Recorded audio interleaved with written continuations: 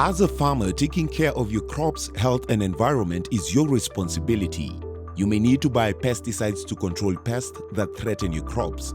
For maximum yield and returns on your agricultural investment, it is always important to effectively manage pests, which often means making proper use of pesticides at the required time. Crops are usually devastated by either insects or diseases. And if there is no control of these so-called strangers on the crop, then what happens is that the grower loses a lot of the crop through either the insect or the disease. So pesticides help to do that, to reduce the impact of the insect or the disease on the crop. Pesticides are effective tools of controlling pests, but must be applied properly to be effective without harming other plants, insects, or humans. Always read the label and follow all label directions regarding the mixing and application of your products. Farmers can use pesticides better by, first of all, using them as requested or as required on the label. The instruction is on the label. The next thing they need to do is to use the quantity according to the instruction. That means you're measuring properly, accurately, and then you are using spray equipment that is going to deliver the output the way you want. The label will tell you where you can use the product, how to mix it, the amount, and what pests the product will control, and what protective equipment and clothing you need to use and wear when applying and handling the pesticide. Remember to keep your spray nozzles as low to the ground as possible while ensuring proper product coverage. If the nozzles are too high, the pesticide may be blown away by the wind from the application area and could possibly damage nearby items, and because your product isn't reaching the problem area, you may not get optimal efficiency and performance out of your pesticide. The nozzles and some other smaller details on the equipment, if they are not well used or well maintained, then what you are getting out of it is either a higher output, which you don't need, or a lower output, which is also counterproductive, because it will not control the pest or the disease the way you expect. Maintain the correct spray pressure. Low pressure makes bigger spray droplets which drop to your target faster, while high pressure spraying creates smaller droplets which can be carried away from the target spray location more easily. Always wear PPE kits when applying pesticides.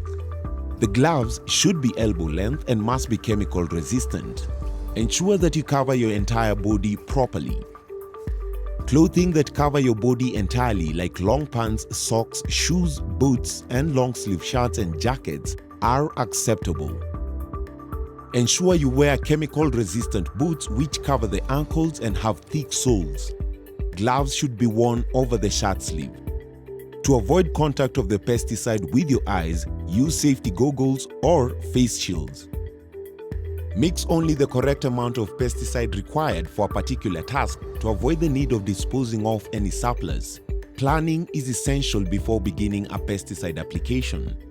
Using more than the recommended dose does not result in better control, may damage the crop and increase residues.